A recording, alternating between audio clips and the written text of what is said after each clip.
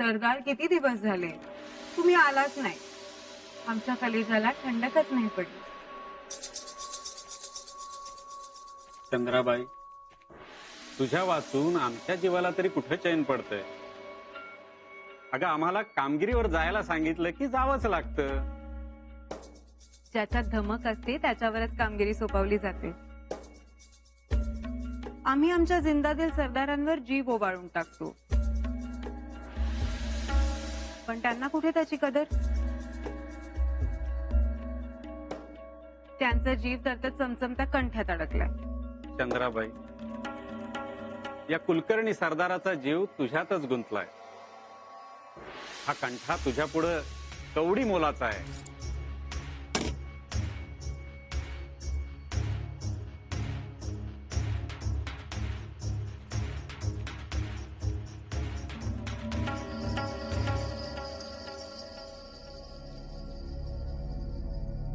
काय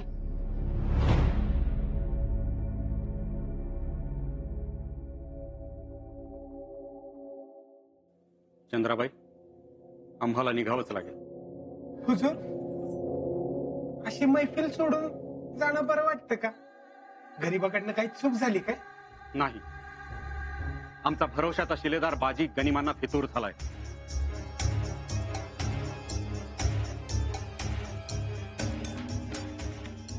खंडेराव सरदारांनी त्याला रंगेहात पकडलंय.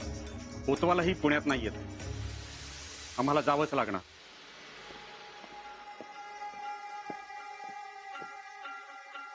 महफिल झाली असती तर अजून 2-4 दागिने पदरात पाडून घेता आले असते. पण या फुटकळ शिलेदाराला नको त्यावेळी फितूर व्हायचं होतं.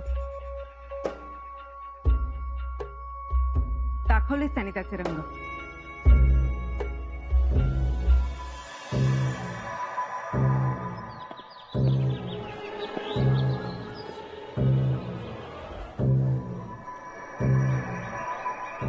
काय नाव तुझं?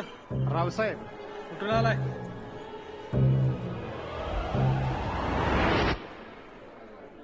भोरवरून काम आहे म्हणून आलो होतो. कशाला? खरेदीसाठी आलोय. जा. हिरा, हिरा, हिरा. काय रे चबू मामा, असा भूत पाहिल्यासारखा का चेहरा झाला तुझा? काय सांगू आणि कसं सांगू? ते शिलेदार म्हणजे तुझं बाजी शिलेदार फितुरी केली या त्यांनी.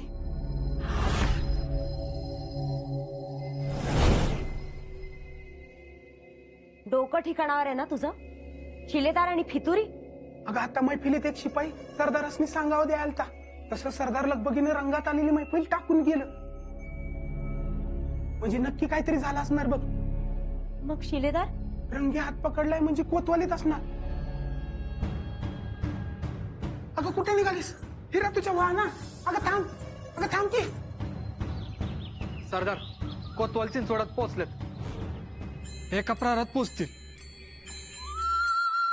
ते यायच्या आत लोहा गावला तर बरं होईल. कोण? अहो ते कोतवाल. कोतवाल यायच्या आत लोहा गावला तर बरं होईल. अहो अख्ख्या पुण्यात आणि जंगलात सुद्धा शिपाई धाडलेत. सापडेलच. जातोय कुठं? अहो कुलकर्णी, वास्तविक पाहता त्या लोहाला शोधायचं काम कोतवालीच. कोतवाल आल्यानंतरच आदेश निघायला हवा होता. म्हणजे तोवर लोहा जाऊ द्या का पळून? नाही, तसं नाही. हा अधिकार कोतवालांचा आणि लोहा ही कोतवालाची जबाबदारी म्हणून म्हटलं. अहो पण कोतवाल नसताना आम्हालाच काही हालचाल करायला हवी की नको? अहो आदेश काढताना आम्हाला विश्वासात घेतलंच नाही कुणी. परस्परच करायच्या असतील सगळ्या हालचाली तर मग नानांकडून मिळालेल्या या वस्त्रांचा काय उपयोग? अहो बिनीवाले, यात मानपान कसला? अहो गनिम पळून गेला असताना त्याला पकडण्यासाठी सल्ला मसलतीची गरजच काय? दिला आम्ही आदेश. अहो इथं बसून बसून आमच्या बुडाला आला मुंग्या. येत ना हालता बी येणं. आता ते आल्यावर अहो ते कोण? कोतवाल आलं की आपण मोकळं.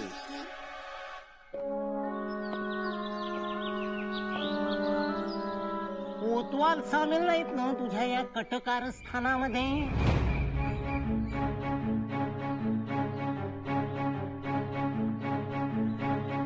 कटू असते पण सत्य असते. कोतवालांसारख्या सच्च्या माणसाला मध्ये आणायची गरज नाही. पाहिलं का बंधू प्रेम? आता सच्चे की खोटे कुणास ठाऊक? कुणाचा कट आणि कोण कुणा सामील हे आम्ही कसे ओळखायचे? बाजी, अरे कशाला त्रास तुला बी ना आम्हाला बी? सांग बाबा एकदाच खरं काय ते. का सोडलं लोहाला? त्या खेळणीवालीच्या मुसक्या आवळायच्या होत्या. खेळणीवाली? वय खेळणीवाली. हो का? मग कुठे ती खेळणीवाली? आम्हास तर कुठे नजरेत सापडत नाहीये ती. आपल्याला दिसतीये का खंडेराव सरदार? हा बाजी, मग कुठे आहे ती खेळणीवाली?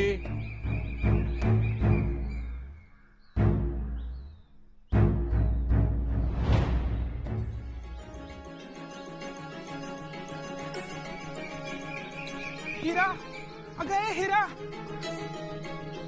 अगं ए हिरा.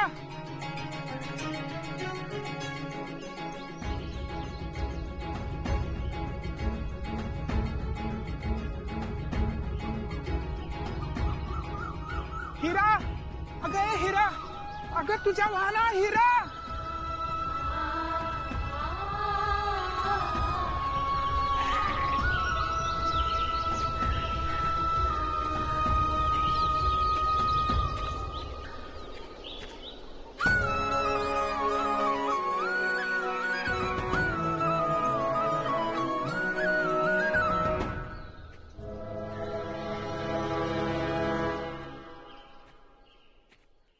ती खेळणीवाली जीवा भावाची ओळ याची. मागील समय तिने तिचे प्राण वाचवले होते हे आपण सर्वांना ठाऊक आहेच. काय बाजी, असत्य बदलो का आम्ही? की उपकार फेडले तो तिचे? पहा पहा, याचे मौनच सांगून जातोय सर्व काही. बिनीवाले, सतरांदा त्योच प्रश्न विचारल्यानंतर माणूस गप्पच राहणार ना. अहो किती वेळा बाजीने तेच सांगायचं. बाजीने काही केलं नाही व सरदार. खोटा आळा आलाय बाजीवर. छान, म्हणजे आम्ही खोटारडे, हे खंडेराव सरदार हेही खोटारडे. अहो सरदार असून कसे सहन करता हे आरोप? दादाजी, तोंड सांभाळून. माफी असावी हुजूर, पण बाजीनं इमान जपलंय आजवर आपलं. मग आज का विकले यानं इमान? किती मोहरा मिळाला बाजी? याच्या घरी पहावयास हवे एकदा. कुलकर्णी, आपणास काय वाटते? बरोबर बोलताय आपण, पण एकदा कोतवालांना तर येऊ द्या, मग बघूया आपण. अहो त्याच्या आधी त्याच्या घरची झडती घ्यायला हवी. कोतवाल यायच्या आधी जशी आपण लोहाला शोधण्यासाठी शिपाई दौडविले ना, तसेच आता याच्या घराची झडती घेण्यासाठी दौडवा. जडती? आता ती कशाला उगाच? अहो अशी फंद फितुरी फक्त धनसंपत्तीसाठी होते. कोतवाल आलं की घेऊया जडती. अहो कोतवालांचं खास प्रेम आहे या फितुरावर. जर का आपल्याला निष्पक्ष झडती घ्यायची असेल तर ती आत्ताच, आणि तो अधिकार आहे आपल्याकडे. अहो साक्षात आपण आदेश दिल्यावर त्या कोतवालांची गरजच काय?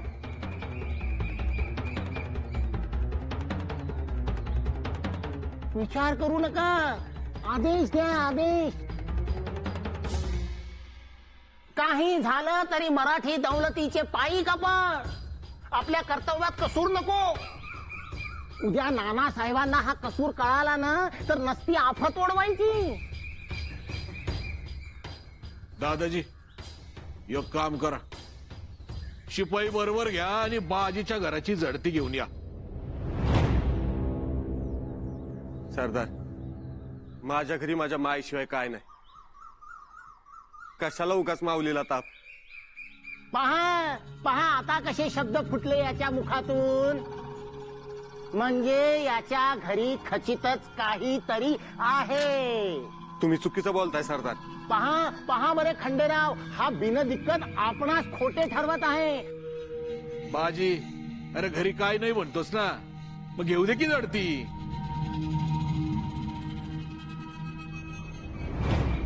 हवं पण चिमणाजी रावांना शोध येस तर थांबूया की. दादाजी तुम्हाला जेवढं सांगितलंय तेवढं करा. 4 शिपाई घेऊन जा आणि बाजीच्या घरची झडती घेऊन या. खंडेराव सरदारांच्या आदेशाचा अवमान म्हणजे मराठी दौलतीचा अवमान.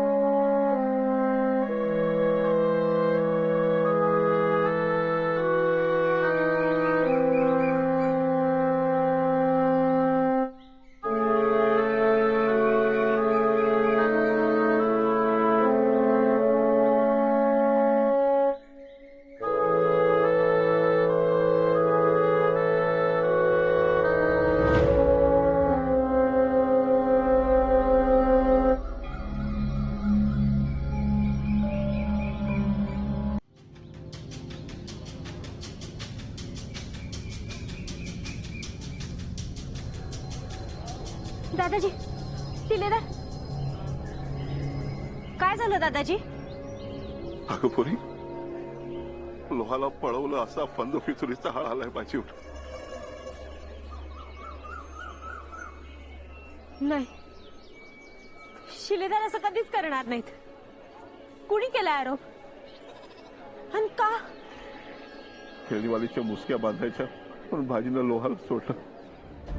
मग त्याचा माग काढून त्याला खेळणीवाली पत्तून पोचायचं होतं.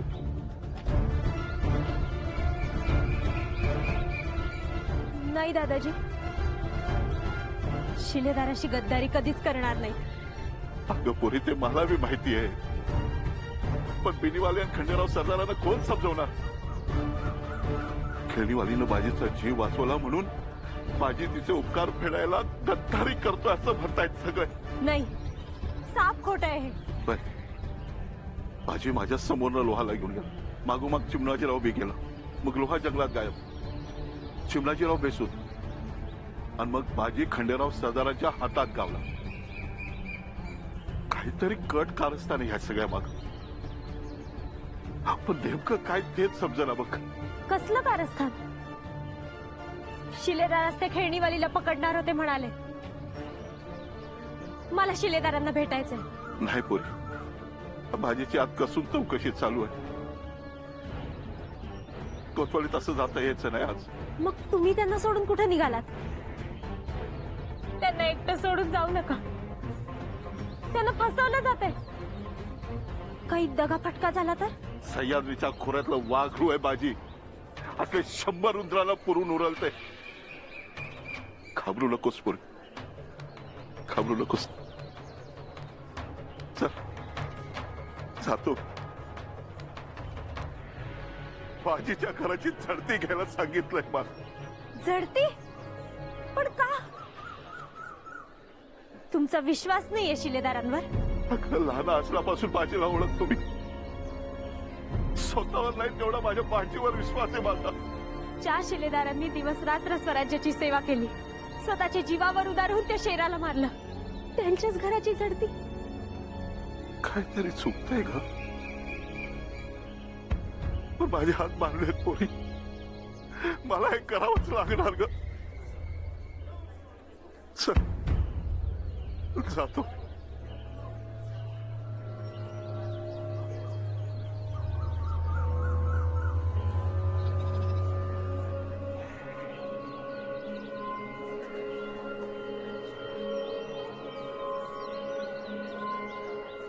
हिरा अगं छबू मामा मला शिलेदारांना भेटायचंय. अगं वय पण ए इथं काय गुटमळ जाय रे तुम्ही बी सामील काटात अटकच करतो तुम्हाला बी.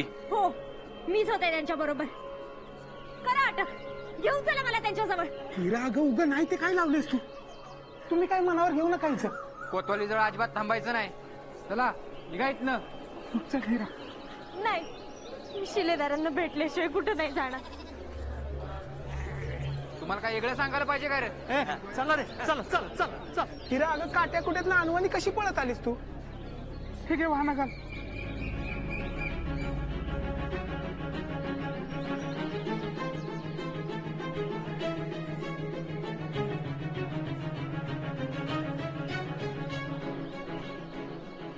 हिरा काट्यानं पार पाय सोलपटलाय बघ तुझा.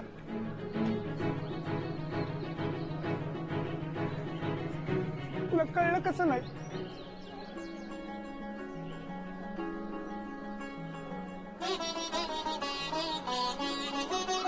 चल जाऊया इथनं.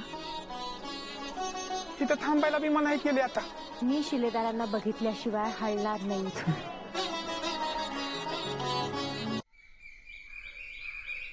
अजून कसे आले नाही. आता कळेल. आता कळेल सत्य साऱ्यांना. याच्या घरात मुद्देमाल सापडला की हा फितूर गद्दार. नजरेच्या धाकाला हा बिनीवाले भीत नाही हो. खुद्द नानांनी ही मानाची वस्त्रे दिली आहेत आम्हाला. ती काही उगीच नाही. जोवर याच्या घरी काही मुद्देमाल सापडत नाही ना तोवर याला कोठडीत डांबून ठेवा. बरोबर बोलतोय ना खंडेराव. आ? याला कोठडी ठेवायचं ना. कोठडी उगाच कशाला कोठडी. नाही म्हणजे ते कोतवाल आले की याला देऊन टाकू त्याच्या ताब्यात. म्हणजे त्याचं काय ते बघून घेतील. अहो पण तोवर हा सुद्धा लोहासारखा पळून गेला तर.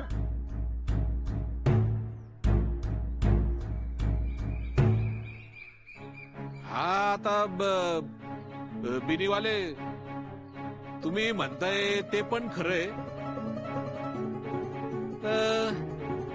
घेऊन जा रे बाबा. याला घेऊन जा. आजपर्यंत अनेक गुन्हेगारांना यानं कोठडीत पाठवलं. आज मात्र स्वतःच कोठडीत निघालाय घडी. जा येऊन जा बाबानो त्याला. काय शेवटी खेचून न्या हवं तर.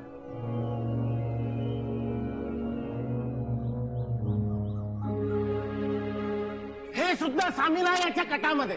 यांनाही अटक करा. चाकरी पेशव्यांची आणि मखलाशी या फितुराची. खंडेराव सरदार यांनाही अटक करा दोघांना. रे बाबांनो जा घेऊन त्याला. कोणाकोणाला अटक करायची आम्ही. चला